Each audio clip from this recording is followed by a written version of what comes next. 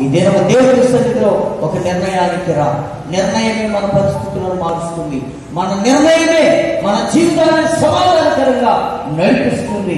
యెహోషాపాతు నుండి దేవుడు 5 సంగతులు ఈ రోజు మనకు నేర్పుతూ వచ్చారు. ఈ ఉపవాస ప్రార్థన కూడికలో ప్రభు ద్వారా నేర్చుకున్నటువంటి ఈ పాఠాన్ని ఖచ్చితంగా మన జీవితంలో అవలంబించి దేవుని యొక్క ఆశీర్వాదమని నెమ్మది సమాధానము మనందరూ పొందుకున్నట్లు ఆ ప్రభు నిరంతరము మనకు తోడై ఉండి సహాయము చేయును గాక. ప్రార్థన చేసుకుందాం.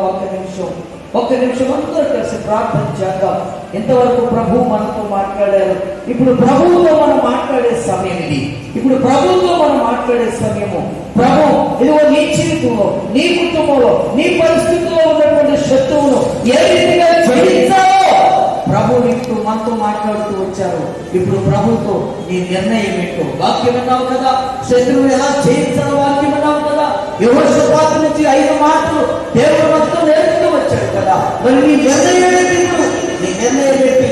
ఒక్క నిమిషం ప్రభు సన్నిధిలో ప్రార్థన చేద్దాం. అవును ప్రభువా, అయ్యా, ఆర్థిక సమస్యలనే శత్రువు, బలహీనతలనే శత్రువు, నిందలనే శత్రువు, అవమానమైన శత్రువు, ప్రయాసమైన పరిస్థితులైన శత్రువు, అయ్యా నేను ఒకటి అనుకున్నవన్నీ బాధపడిపోతున్నాయి, పరిస్థితులన్నీ చెడురైపోతున్నాయి, శత్రువుని జయించలేకపోతున్నాను.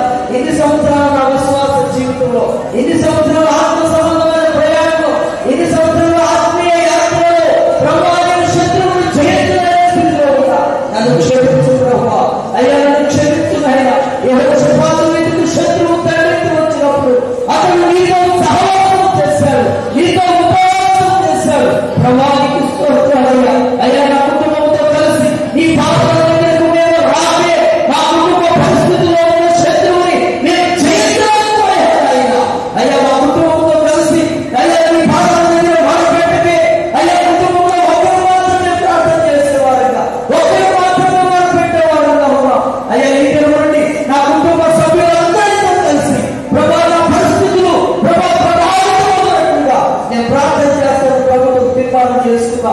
ప్రభా